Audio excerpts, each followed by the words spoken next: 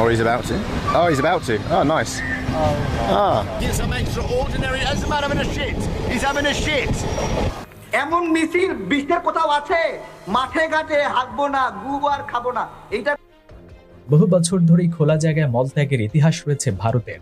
যদিও ভারত তাদের স্যানিটেশন ব্যবস্থার উন্নতির কথা সগর্বে উচ্চারণ করে, কিন্তু বাস্তব চিত্র একেবারেই উল্টো। সম্প্রতি ব্রিটিশ এক ব্লগারের ভিডিওতে দেখা যায় ভারত এখনো তার পুরনো অভ্যেস পরিবর্তন করতে পারে। ভিডিও ফুটেজে ধরা পড়ে ভারতীয় রেল লাইন এবং রাস্তার ধারে খোলা জায়গায় মলত্যাগ করার দৃশ্য। মুহূর্তের মধ্যেই ভাইরাল হয় সেই ভিডিও সামাজিক যোগাযোগ মাধ্যমে। দুদিন আগে রিপাবলিক বাংলা টক শোতে বাংলাদেশের গণ অধিকার পরিষদের যুগ্ম সচিব তারেক রহমানের বক্তব্যের সাথে যেন পুরোটাই মিলে গিয়েছে ওই ব্লগারের ভিডিওতে। ভারতের খোলা জায়গায় মলত্যাগের বিষয় নিয়ে রিপাবলিক বাংলার মৈখ রঞ্জন ঘোষকে তুলোধনো করেছিলেন তারেক রহমান।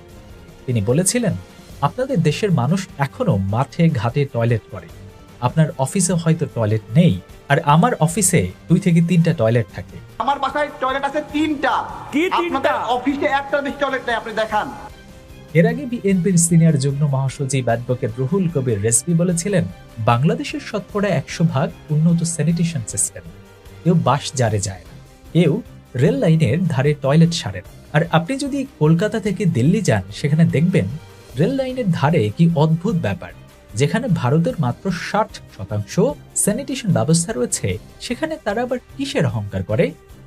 এবার রিপাবলিক বাংলার টক শোতে ভারতের স্যানিটেশন ব্যবস্থার করুণ অবস্থার কথায় চোখে আঙুল দিয়ে দেখিয়ে দিলেন তারেক রহমান।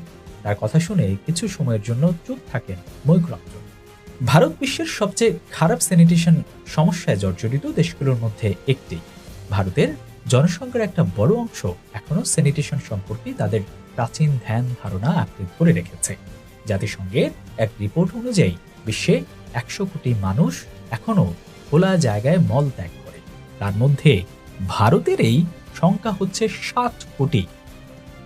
জাতিসংঘের শিশু সংস্থা ইউনিসেফ এবং বিশ্ব স্বাস্থ্য সংস্থা তাদের এক রিপোর্টে বলেছে, খোলা জায়গায় মল ত্যাগের অভ্যাস ভারতের সবচেয়ে বেশি। দেশটির 7 কোটির বেশি মানুষ উন্মুক্ত জায়গায় এখনো মল ত্যাগ করে। ভারত সরকার স্বাস্থ্যসম্মত পায়খানা তৈরির জন্য শত শত কোটি ডলার ব্যয় করেও পরিস্থিতির খুব একটা বদল করতে পারেননি। স্বাস্থ্যসম্মত পায়খানা তৈরি করে খোলা জায়গায় মলত্যাগের অভ্যাস বন্ধের জন্য শত শত কোটি ডলার খরচ করা হলেও এই অর্থ কার্যত নর্দমায় গেছে বলে মন্তব্য জাতিসংঘ রিপোর্টে। বিশাল আয়তনের দেশ হওয়া সত্ত্বেও ভারত এখনও তাদের পার ক্যাপিটা এবং স্যানিটেশনের দিক থেকে বাংলাদেশ থেকে অনেক পিছিয়ে। তাই ভারতের উচিত বাংলাদেশের অভ্যন্তরীণ বিষয় নিয়ে না ভেবে তাদের নিজেদের চটায় তেল দেয়া, এমনটাই বলছেন নেটিজেনরা।